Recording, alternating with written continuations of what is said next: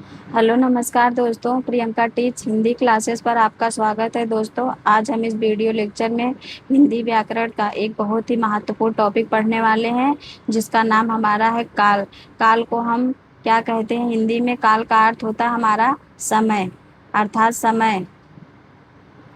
काल किसे कहते हैं, काल के कितने भेद हैं, और काल एक ऐसा टॉपिक है हिंदी व्याकरण का दोस्तों, जो विभिन्न प्रतियोगी परीक्षाओं में पूछा जाता है। इससे संबंधित प्रश्न, अगर चाहे आप किसी भी एग्जाम की तैयारी कर रहे हैं, अगर उसमें हिंदी व्याकरण से संबंधित प्रश्न आ रहे हैं, तो ऐसा प्रश्न जरूर आपको देखने को मिलेगा जो कि हमारा काल से संबंधित रहेगा। तो आज हम इसी काल को एकदम अच्छे से बढ़िया तरीके से देखेंगे, पूरा समग्रता से देखेंगे इसको, ताकि आपको फिर दोबारा पढ़ने की आवश्यकता ना पड़े दोस्तों। और साथ में आप सब नोट्स बनाते रहिए। हम एक एक टॉपिक पर चर्चा करते हुए आगे बढ़ रहे हैं। पहले हमने संज्ञा, सर्वनाम, क्रिया, विशेषण, अब हम पहुंच चुके हैं काल पर। इसके पहले हमने भाषा पर भी बात की है, वर्णमाला पर भी। अगर आप उन वीडियो को नहीं देखे हैं तो जाकर चैनल पर जरूर देखिए दोस्तों, आपको बहुत लाभ मिलेगा।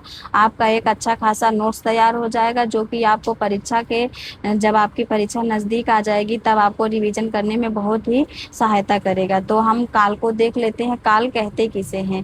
काल का अर्थ होता है हमारा समय।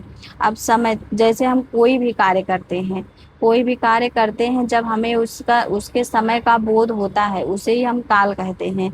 जैसे कि हम बोलते हैं कि मोहन स्कूल जाता है। अब मोहन स्कूल जाता है, इसमें कार्य कैसा हो रहा है? निरंतर चल रहा है। तो यहाँ पर हमारा वही काल है, जब कार्य करने की जो अवधि होती है, जो समय होता है, उसका जब हमें बोध होता है स्पष्ट रूप से, अस्पष्ट रूप से, तो उसे ही हम काल कहते हैं। तो हम इसको परिभाषा के रूप में देख लेते हैं थोड़ा दोस्तों, कि काल कहते किसे हैं। अब यहाँ पर परिभाषा दी गई है कि काल हमारा जो है, क्रिया के जिस रूप से कार्य करने या होने के समय का बोध होता है। क्रिया, आप लोग क्रिया समझते हैं, जो कि मूल, जैसे कि हमारा लिख है, लिख मूल धातु है। इसमें हम ना प्रत्यय जोड़ देते हैं, ना शब्द जोड़ देते हो, तो यह हमारी क्रिया हो जाती है। जैसे लिखना, पढ़ना, खाना, सोना, पीना, ये हमारी क्रिया हुई। अब क्रिया के जिस रूप से कार्य करने या होने के समय का बोध होता है, जैसे कि मोहन लिखता है, मोहन लिखता था, मोहन लिखता होगा। इस तरह से जो हमारा समय पता चल रहा है कि वह किस समय में हो रहा है, सामान्य वर्तमान काल में हो रहा है, कि वह समय बीत चुका है, कि वह समय आने वाला है। तो जो हमें समय का ज्ञान होता है, उसे ही हम क्या कहते हैं दोस्तों? उसे ही हम काल कहते हैं। दूसरे शब्दों में कहे तो क्रिया के उस रूपांतर को जिसके उसके व्यापार के जिससे उसके व्यापार के समय और उसकी पूर्ण अवस्था तथा अपूर्ण अवस्था का बोध हो, उसे काल कहते हैं। अब काल के कितने भेद होते हैं? तो काल के हमारे कुल 3 भेद होते हैं। ये तो आप इससे परिचित होंगे, या प्रारंभिक जो हमारी कक्षा होती है उसमें हम प्रायः पढ़ते हैं, चाहे वह इंग्लिश व्याकरण हो, चाहे वह हिंदी व्याकरण हो, 3 कालों को ही पढ़ते हैं। भूतकाल, वर्तमान काल, भविष्य काल। भूतकाल हमारा जो होता है वह बीता हुआ समय होता है। वर्तमान काल होता है हमारा जो समय चल रहा है, उसे कहते हैं। और भविष्य काल जो होता है, वह आने वाले समय को हम भविष्य काल कहते हैं।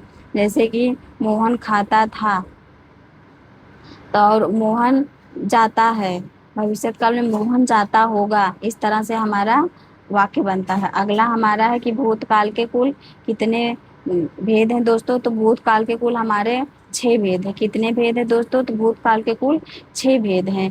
क्रिया के जिस रूप से कार्य के बीते हुए समय में, अर्थात अतीत में संपन्न यानी पूर्ण होने का बोध हो, उसे ही हम भूतकाल कहते हैं। भूतकाल अर्थात बीता हुआ समय जो होता है, उसे ही हम भूतकाल कहते हैं। जो हमारा कार्य होता है वह बीत चुका होता है। जैसे कि सीता गीत गा रही थी, अब वह गीत गा रही थी, वह बीते हुए समय की बात कर रहा है, तो यहाँ पर हमारा भूतकाल होगा। भूतकाल कितने भेद होते हैं? 6। 6 को आप याद करने के लिए, जैसे कि हम भूतकाल इस तरह से लिखते हैं, तो जो हमारा ये बड़ा ऊ की मात्रा होती है, इसको हम 6 मान लेंगे, जिससे हमें याद रहेगा कि भूतकाल के कितने भेद है दोस्तों? 6 भेद है। अगर आप भूतकाल को याद कर लिए तो वर्तमान काल के 5 होते हैं, तो इनमें कंफ्यूजन नहीं होगा। प्रायः हमें 5 और 6 में कंफ्यूजन होता है, किसके 5 भेद है, किसके 6 भेद है। उम्मीद है दोस्तों आज से यह कंफ्यूजन आपको दूर हो गया होगा, क्योंकि भूतकाल में जो हमारी ऊ की मात्रा है उसे हम 6 समझेंगे, और भूतकाल के हमारे 6 भेद हैं। अब भूतकाल के कौन कौन से 6 भेद है उसे हम देख लेते हैं। पहला हमारा है, भूतकाल के कितने भेद है दोस्तों? 6 भेद हैं। पहला हमारा सामान्य भूत, दूसरा आसन्न भूत, तीसरा पूर्ण भूत, चौथा अपूर्ण भूत, पांचवा संदिग्ध भूत और छठवा हमारा हेतुमत भूत। अब सामान्य भूत क्या है, पहले तो हम इसको देख लेते हैं। अब सामान्य भूत क्या होता है? जब कार्य के बीते हुए समय में संपन्न होने का बोध होता है, परंतु हमें ठीक समय का पता नहीं चल पाता है कि वह जो कार्य हमारा है उससे उस कार्य को बीते हुए कितना समय हुआ है, कितना बाकी है, इसका हमें स्पष्ट रूप से ज्ञान नहीं होता, उसे ही हम सामान्य भूत कहते हैं। आसन्न भूत क्या होते हैं? जो हमारा कार्य होता है वह अभी अभी पूर्ण हुआ प्रतीत लगता है। जैसे कि इसमें जो हमारा आसन्न भूत होता है कि गाड़ी आई है, तो इस प्रकार से जो गाड़ी आई है या हमें पता लग रहा है कि जो हमारा कार्य, जो क्रिया है वह अभी अभी संपन्न हो रही है, कि गाड़ी आई है, अभी आई है, तुरंत आई है। आप इसको याद रखेंगे कि जो आसन्न भूत है उसे मतलब जब क्रिया, जो कार्य हमारा होता है वह तुरंत होता है, हुआ पता चलता है हमें, उसे ही हम आसन्न भूत कहते हैं। अब पूर्ण भूत क्या है? पूर्ण भूत जिसमें जो हमारा कार्य होता है वह हमें स्पष्ट होता है कि वह कब पूरा हुआ है और उसे बीता हुआ काफी समय हो चुका होता है, उसे हम पूर्ण भूत कहते हैं। अपूर्ण भूत क्या क्या होता है? जहाँ पर कार्य हमारा होता है उसमें हमें समय का ज्ञान नहीं होता है, परंतु वह कार्य बीत चुका होता है, परंतु हमें स्पष्ट नहीं पता चल पाता है कि वह कार्य कब बीता है। इस तरह से संदिग्ध भूत क्या होता है? संदिग्ध भूत हमारा वह क्रिया होती है जिसमें जो कार्य होता है हमारा, उसमें भविष्य में होने, भूत में होने की संभावना होती है, उसे ही हम संदिग्ध भूत कहते हैं। जैसे इसमें हमारा संदेह बना रहता है कि मोहन ने बच्चा आया होगा, राम ने खाया होगा, सीता गाई होगी, इस तरह से हमारा संदिग्ध भूत होगा। हेतुमत भूत क्या होता है? हेतुमत भूत जो होता है हमारा, उसमें एक क्रिया दूसरे क्रिया पर आश्रित होती है। जैसे कि हमारा होता है कि यदि वर्षा होती तो फसल अच्छी होती। अब जो फसल हमारी है वह किस पर आश्रित है? वर्षा पर आश्रित है, क्योंकि वह फसल तभी अच्छी होगी जब वर्षा होगी। तो दोस्तों आप लोग यहीं पर सभी जो भूतकाल के 6 भेद हैं उनको हम शॉर्ट फॉर्म में समझ लिए हैं। अब आगे चलते हम इसके परिभाषा को देखेंगे, इसके लक्षण को देखेंगे और इसके उदाहरण को साथ साथ में देखते हुए चलेंगे और अच्छे से ध्यान पूर्वक समझते हुए चलेंगे। एक बार अगर आप अच्छे से समझ गए एक काल को, तो उसी से रिलेटेड यही घुमा फिरा कर सभी मतलब अन्य कालों में भी भेद रहते हैं, बस थोड़ा बहुत अंतर रहता है। तो दोस्तों अगर आप एक काल को अच्छी तरह से समझ लेते हैं तो जो अन्य 2 काल हैं, वर्तमान काल और भविष्य काल, इनको समझने में आपको आसानी होगी। तो आइए हम पहले देख लेते हैं सामान्य भूत क्या है। अब सामान्य भूत हमारा है क्रिया के जिस रूप से कार्य के बीते हुए समय में संपन्न होने का बोध तो होता है, किंतु ठीक समय का बोध नहीं होता है, उसे ही हम सामान्य भूत कहते हैं। जैसे बच्चा गया, अब कब गया इसे हमें पता नहीं चल पा रहा। नेताजी ने भाषण दिया, अब नेताजी जो है वह भाषण तो दिए, परंतु कब तक दिए, कितना दिए, इसका हमें कोई ज्ञान नहीं हो पा रहा है। लड़का आया, कब आया, कैसे आया, पता नहीं। सीता ने पत्र लिखा, कब लिखा, इसका हमें कोई ज्ञान नहीं। तो यहाँ पर क्या होगा? हमारा सामान्य भूत होगा। अगला हमारा है आसन्न भूत। आसन्न भूत क्या है? जिसमें क्रिया अभी अभी पूर्ण हुई प्रतीत होती है। क्रिया के जिस रूप से यह ज्ञात हो कि क्रिया अभी अभी पूर्ण या समाप्त हुई है, उसे हम आसन्न भूत कहते हैं। जैसे गाड़ी आई है, शिवम ने पत्र लिखा है, श्याम अभी आया है, मैंने आम खाया है, तो अभी अभी क्रिया हुई है। सत्संग में जाने के बाद मन को शांति मिली है, तो इसमें हमारा कौन सा है? आसन्न भूत है। आसन्न भूत में क्रिया अभी अभी संपन्न हुई हमें प्रतीत होती है। अगला हमारा है पूर्ण भूत। अब पूर्ण भूत किसे कहते हैं? क्रिया के जिस रूप से यह स्पष्ट ज्ञात हो कि कार्य को समाप्त हुए बहुत समय बीत चुका है, उसे ही हम पूर्ण भूत कहते हैं। जैसे गाड़ी आई थी, अब हमें यह पता नहीं, मतलब गाड़ी आई थी तो हमें या तो पूरा ज्ञात है कि गाड़ी आई थी, लेकिन बहुत पहले ही आई थी। या जो क्रिया है, जो कार्य है, जो गाड़ी आई थी, वह उसका जो समय है वह समाप्त हो चुका है, इसका हमें ज्ञान है। तो यहाँ पर हमारा पूर्ण भूत होगा। वर्षा हुई थी, बच्चा आया था, छात्र स्कूल गए थे। अगला हमारा होगा अपूर्ण भूत। अब अपूर्णभूत किसे कहते हैं? क्रिया के जिस रूप से कार्य का बीते समय में होने का बोध हो किंतु उसकी समाप्ति अर्थात पूर्ण होने की जानकारी ना प्राप्त हो, उसे ही हम अपूर्णभूत कहते हैं। अपूर्णभूत क्या होता है दोस्तों?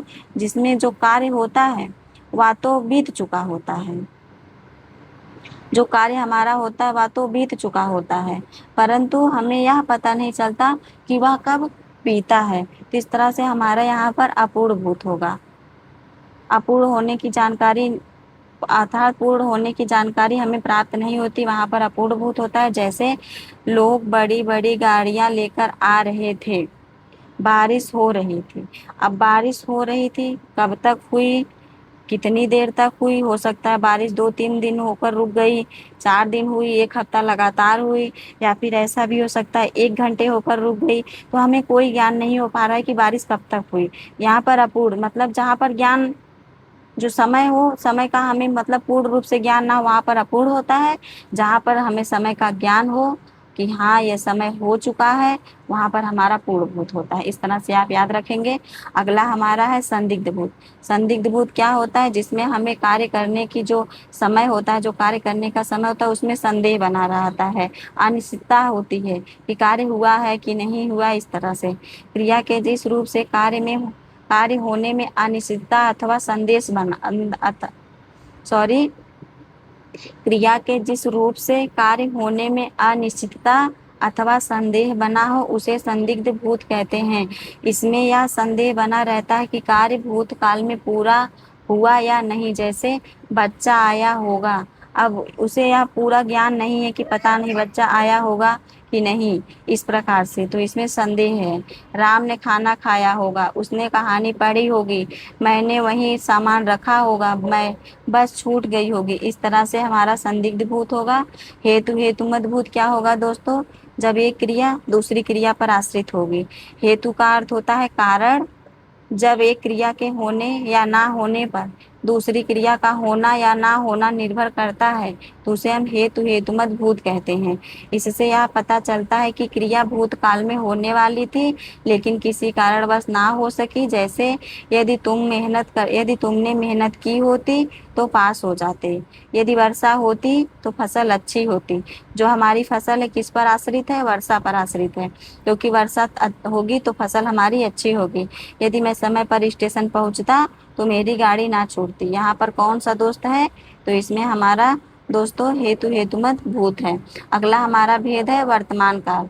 अब वर्तमान काल किसे कहते हैं? वर्तमान काल जो हमारा क्रिया का समय होता है, कार्य का समय होता है, वह निरंतरता का हमें बोध कराता है, उसे ही हम वर्तमान काल कहते हैं। वर्तमान काल के कुल कितने भेद है दोस्तों? 5 भेद है। क्रिया के जिस रूप से कार्य के वर्तमान समय में संपन्न होने का बोध हो उसे वर्तमान काल कहते हैं। जैसे मैं विद्यालय जाता हूँ, रोहन खा रहा है, माँ पूजा कर रही है, ये कौन सा है? ये वर्तमान काल है। वर्तमान काल के कुल 5 भेद हैं। अब हमारे भूतकाल के कितने दोस्तों थे? तो भूतकाल के हमारे कुल 6 भेद थे, वर्तमान काल के 5 भेद हैं। अब वह 5 भेद कौन कौन से हैं उसे भी देख लेते हैं। वर्तमान काल के कुल 5 भेद हैं। सामान्य वर्तमान काल, तात्कालिक वर्तमान काल। तात्कालिक वर्तमान काल को हम अपूर्ण वर्तमान काल भी कहते हैं, इसको भी आप ध्यान रखेंगे। कभी कभी हमसे अपूर्ण ना देकर तात्कालिक वर्तमान के बारे में ही पूछ लेता है और हम कंफ्यूज हो जाते हैं कि हमसे प्रश्न में क्या पूछा, अगर हम अपूर्ण को याद करते किए रहते हैं। तो आप दोनों नामों को ध्यान में रखेंगे, तात्कालिक या फिर अपूर्ण। पूर्ण वर्तमान, संदिग्ध वर्तमान, संभाव्य वर्तमान। हम इसको एक एक करके देख लेते हैं। सामान्य वर्तमान क्या है आगे हम देखते हैं। जो हमारा सामान्य वर्तमान है दोस्तों कि क्रिया का वह रूप जिससे क्रिया का वर्तमान में होना पाया जाए। आप ये मान के चलिए वर्तमान काल का जो सबसे सामान्य उदाहरण होता है उसे ही हम सामान्य वर्तमान कहेंगे। जैसे राम पढ़ता है, बच्चे खेलते हैं, सूर्य पूर्व में निकलता है, लिखित भाषा में हम अपने विचार लिखकर प्रकट करते हैं, दुनिया को नई राह दिखाता है, वह कविता गायन करती है, वह काम बहुत ढंग से करते हैं, सुबह में चिड़िया चहचहाने लगती हैं। तो आप लोग वर्तमान काल की पहचान हम मतलब प्रारंभिक कक्षाओं में भी पढ़ते हैं कि ता है, ती है, ते है, रहा है, रही है, रहे। इस प्रकार से जैसे present indefinite tense, present continuous, वही बस यहाँ पर भी है। यहाँ पर सामान्य वर्तमान काल, संभाव्य वर्तमान काल इस तरह से आता है। तो सामान्य वर्तकाल में जैसे ता है, ती है, ते है, इस तरह से आता है। उसी प्रकार से राम पढ़ता है, बच्चे खेलते हैं, सूर्य पूर्व से निकलता है, इस तरह से हमारा सामान्य वर्तमान काल होगा। अगला हमारा अपूर्ण वर्तमान काल या तात्कालिक वर्तमान काल।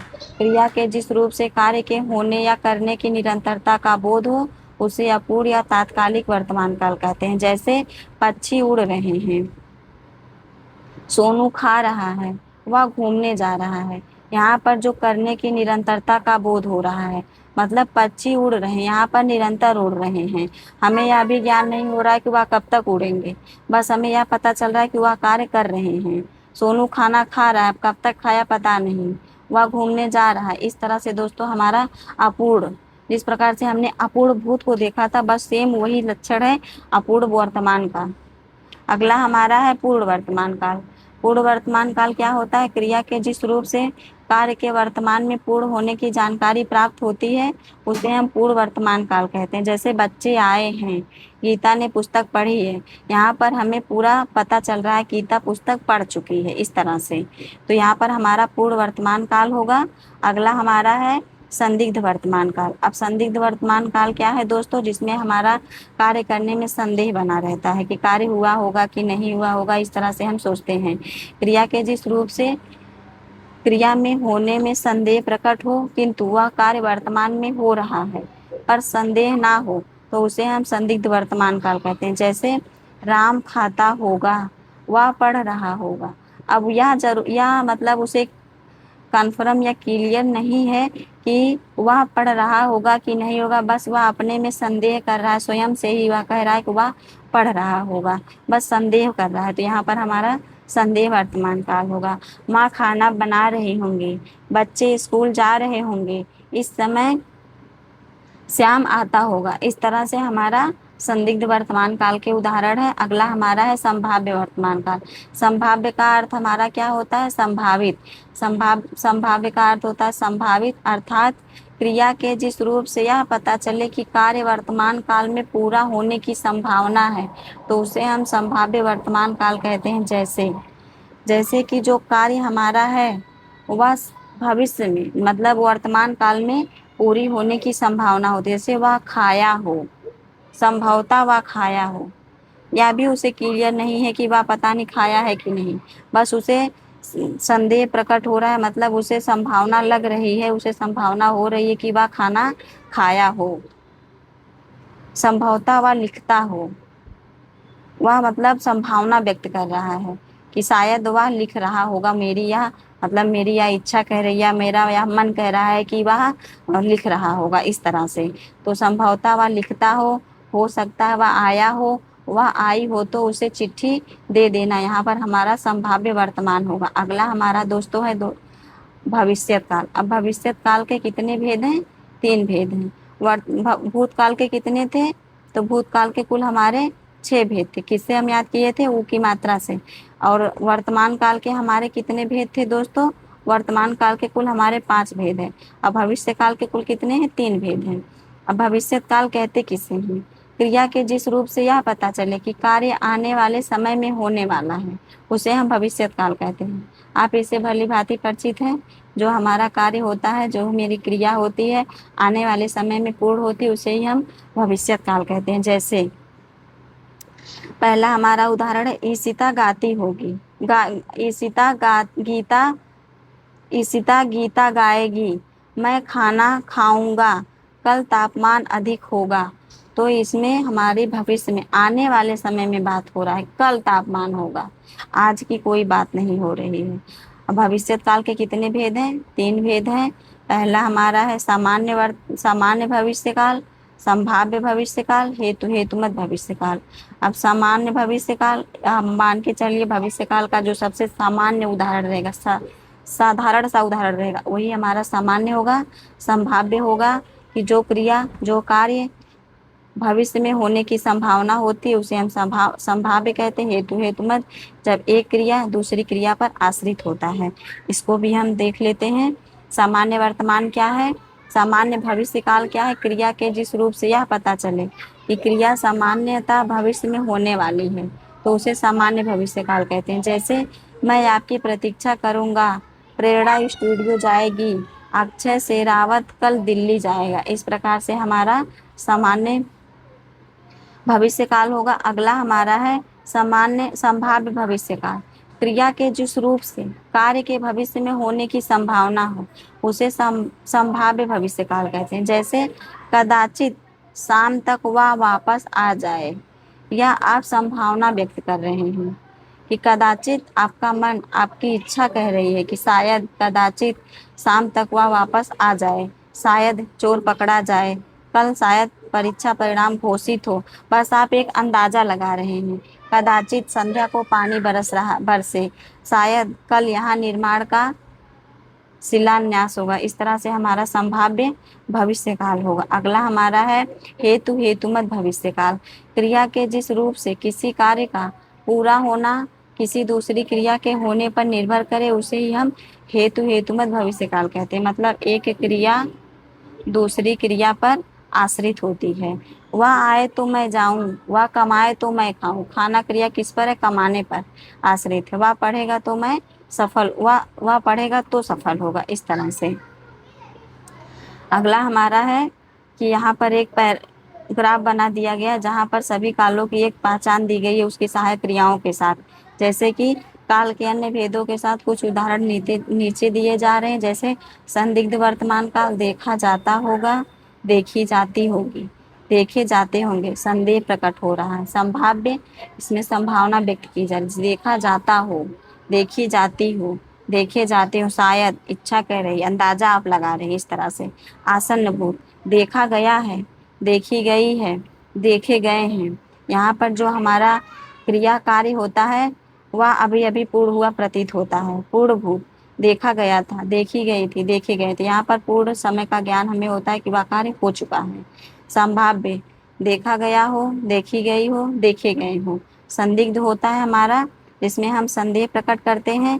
देखा गया होगा, देखी गई होगी, देखे गए होंगे। संभाव्य वर्तमान जिसमें हम संभावना व्यक्त करते हैं। देखा जाऊंगा, देखी जाऊंगी, देखे जाएंगे। इस तरह से अब हम परीक्षा की दृष्टि से कुछ महत्वपूर्ण तथ्यों को हम देख लेते हैं कि व्याकरण में काल का जो अर्थ है वह होता है समय।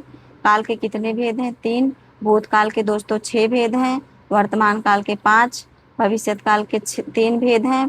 और अगला हमारा है क्रिया के जिस रूप में वर्तमान में क्रिया होने का संदेह होता है उसे हम संदिग्ध वर्तमान कहते हैं। संदेह से क्या होगा? संदिग्ध होगा। अगला हमारा है कि क्रिया के जिस रूप से यह पता चलता है कि क्रिया भूतकाल में होने वाली थी परंतु किसी कारणवश ना हो सके उसे हम हेतु हेतुमत भूत कहते हैं। क्रिया के जिस रूप में एक क्रिया का होना दूसरी क्रिया के होने पर निर्भर हो उसे हम हेतु हेतुमत, मतलब हेतु हेतुमत भविष्य और हेतु हेतुमत भूत में अंतर बस दोस्तों इतना ही है कि हेतु हेतुमत भविष्य में एक क्रिया दूसरे पर निर्भर रहती है और हेतु हेतुमत भूत में कि किसी कारणवश, मतलब किसी कारणवश जो क्रिया हमारी होती है वह भूतकाल में होने वाली होती परंतु किसी कारणवश नहीं हो पाती है। मतलब इसमें कारण दिया होता है, इसमें जो हमारा होता है वह निर्भर होता है क्रिया पर, दूसरी क्रिया पर। जो क्रिया अभी हो रही है उसे अपूर्ण वर्तमान कहते हैं, जिसका पूर्ण होने का कोई हमें ज्ञान नहीं रहता है, या तो उसे तात्कालिक वर्तमान भी कहते हैं। क्रिया के जिस रूप से क्रिया निष्पादन के समय का ज्ञान हो दोस्तों उसे हम काल कहते हैं। तो दोस्तों आज का यह टॉपिक आपको कैसा लगा? आप लोग कमेंट करके ज़रूर बताइएगा कि आपको वीडियो कैसी लगी है। आज हम हिंदी व्याकरण का एक बहुत ही महत्वपूर्ण टॉपिक जो काल हमारा है उसे हम समाप्त कर चुके हैं पूरी समग्रता से। आप इससे संबंधित नोट्स बनाएंगे और इसे एक से अधिक बार देखेंगे तो आपको और अधिक क्लियर हो जाएगा। कोई भी दोस्तों कोई भी टॉपिक यदि हम पहली बार पढ़ते हैं तो हमें उतनी आसानी से, मतलब उतना अच्छे से समझ में नहीं आ पाता है, परंतु जैसे हैं हम उसे एक से अधिक बार पढ़ते हैं तो वह हमें और अधिक क्लियर हो जाता है और परीक्षा में प्रश्न भी हमसे गलत नहीं होते हैं। तो दोस्तों आप इसे एक से अधिक बार पढ़ेंगे और इससे नोट्स बनाएंगे और आप लोग कमेंट ज़रूर करेंगे। तो दोस्तों मिलते हैं एक नई वीडियो के साथ, तब तक के लिए राधे राधे।